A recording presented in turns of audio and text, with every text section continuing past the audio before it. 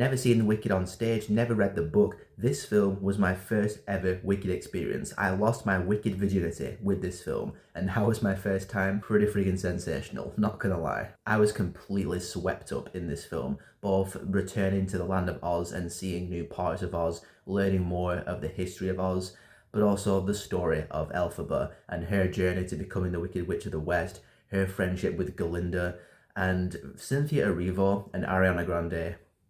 Forget about it. I hope they get nominations. Cynthia especially. I know Ariana Grande is getting a lot of Best Supporting Actress buzz, but personally, I think Cynthia deserves a nomination more. When we first meet Elphaba, I really like how she carries herself because Glinda turns around, startles herself because, oh my god, you're green. And she's like, oh, I am.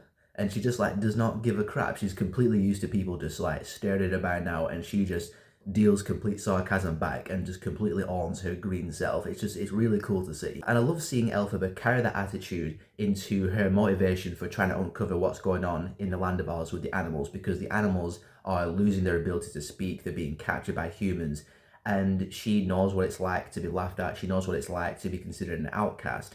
And that's just the emotional crux of this film, is Elphaba trying to put a stop to this, trying to get to the wizard and trying to get the wizard's help, and all the events that lead her to becoming the Wicked Witch. Elphaba stroke the Wicked Witch of the West is a compelling character, an endearing character, and I never knew that the Wicked Witch of the West was an iconic villain that I needed humanizing and made sympathetic. But this film, it won me over on that. And I love the friendship between Elphaba and Glinda. Glinda, I thought, could have been a really annoying character because she's very spoiled, very, rich kid kind of attitude towards things, a bit of a diva when things don't go away. But Ariana Grande pulls it off in a really over-the-top way, and in ways that are actually kind of funny sometimes. Like, her reactions to some things are actually genuinely funny. Ariana Grande, just really, really impressive. Another great performance from a singer turned actress. And their friendship didn't feel forced either, because when they first meet each other, they're kind of butting heads, they don't like each other, they lull each other as they sing to themselves. But when they become friends, it feels earned, it feels natural, and it just makes you feel good inside, watching two people who don't get along come together, be friends, and watching Glinda kind of overcome her prejudice of Elphaba and embrace her as a friend. It'll make your heart smile. The film is full to the brim of bravura in every regard. Acting, the technical aspects, the production values. It feels like a Broadway production brought to life and blown up on the big screen with a huge budget. And yes, the songs, the musical sequences are complete knockouts. I pretty much enjoyed every song. There are some that I liked more than others. There are some songs I'm not going to go back on Spotify and listen to that on the headphones, but a few of them I am going to. Especially, of course, Defying Gravity, which is the one thing I knew about Wicked prior to seeing this film, was that song. This was my very first experience with Defying Gravity, and amazing. Defying Gravity in here is just a complete showstopper.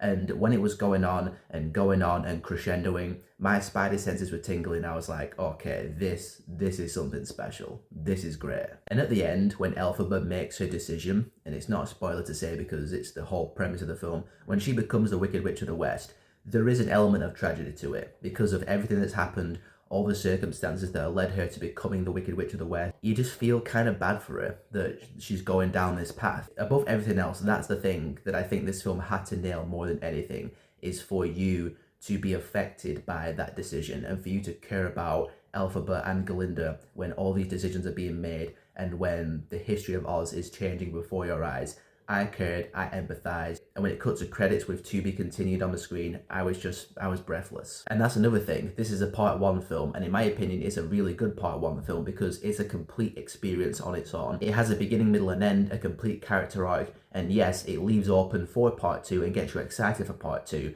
but it doesn't feel like half of a film. You don't feel shortchanged by it. I honestly don't have that many flaws and gripes with this film. The runtime, 2 hours and 40 minutes, I didn't really feel it that much overall. There are some sequences that feel a tiny bit stretched to make it a much more epic runtime to justify a 2-part adaptation, perhaps, maybe. So 1 or 2 sequences could have been trimmed down just a teeny tiny smidge. Something that does bother me are the trailers. If you've seen the trailers for Wicked, you can pretty much put the whole film together. All the major beats are pretty much there in the trailer, but also basically all the money shots of Elphaba becoming the Wicked Witch at the end are in the trailer, when she puts on the hat, gets the broomstick and a long cloak and starts flying about. Almost all of that awesome Wicked Witch of the West imagery is in the trailer. So the trailer just doesn't really leave much to be discovered when you watch the film, so that's kind of annoying. Other than that, I adored Wicked. I was completely swept up in this film, and I woke up this morning and Defying Gravity was still playing in my head. That's when you know that a film has left an impression on you.